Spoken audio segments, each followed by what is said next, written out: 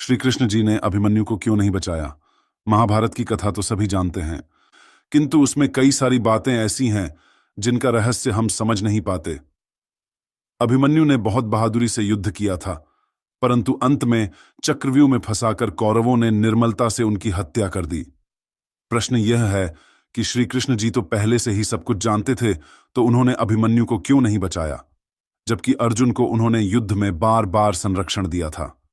जब पृथ्वी पर अधर्म अपने चरम पर पहुंच गया था और धर्म की अपना हेतु देवता योजना बना रहे थे, तो धर्म की रक्षा करने के लिए भगवान विष्णु जी ने श्री कृष्ण जी का अवतार लेने का निश्चय किया।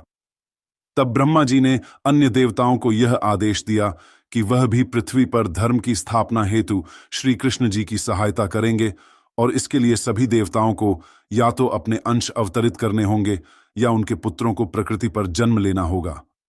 सभी देवता गण अपना अंश या अपने पुत्रों को पृथ्वी पर अवतरित करने के लिए सहमत होते हैं, परंतु जब चंद्रदेव को पता चलता है कि उनके पुत्र वर्षा को भी पृथ्वी पर जन्म लेने का आदेश मिला है, तो वह व्याकुल हो गए और इस आदेश का विरोध करने लगे। वह अपने पुत्र से दूर नहीं रह सकते थे, परंतु सभी देवताओं ने उन्हें समझाया कि यह परम पिता ब्रह्मा का आदेश है, जिसे उन्हें मान्य करना ही होगा, और धर्म की स्थापना के लिए कार्य करना सभी देवताओं का कर्तव्य है। सबकी बात सुनकर चंद्रदेव वर्षा के अवतरण के लिए सहमत हो गए, पर उन्होंने एक शर्त रखी। शर्त यह थी कि उनका पुत्र पृथ्वी पर अधिक समय के लिए नहीं रहेगा और पांडवों के पक्ष से ही युद्ध करेगा।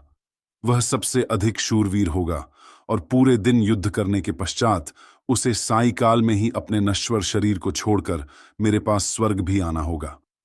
देवताओं ने उन्हें मनाने की दृष्टि से सभी शर्तें स्वीकार कर लीं, इसलिए अभिमन्यु ने अर्जुन के पुत्र के रूप में जन्म लिया और श्री कृष्ण जी के शिक्षण में परम प्रतापी बना।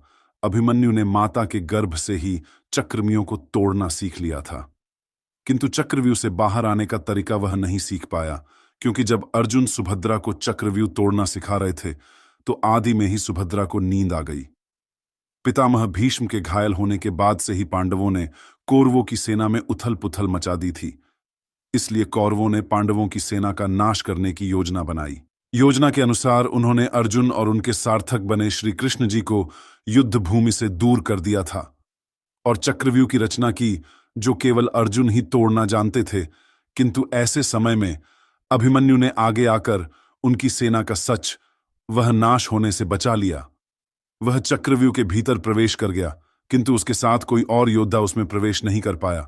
उन्होंने चक्रियों के द्वार पर ही जयद्रथ ने शिव के वरदान की शक्ति से रोक लिया। अभिमन्यु अकेला ही 6 महारथियों से लड़ा।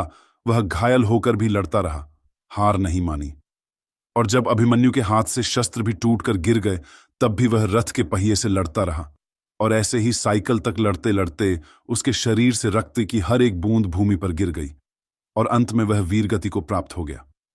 इस प्रकार अपनी बहादुरी के कारण वह युद्ध भूमि का सबसे शूरवीर योद्धा कहलाया और श्रद्धा अनुसार जल्द ही स्वर्ग को प्रस्थान कर गया।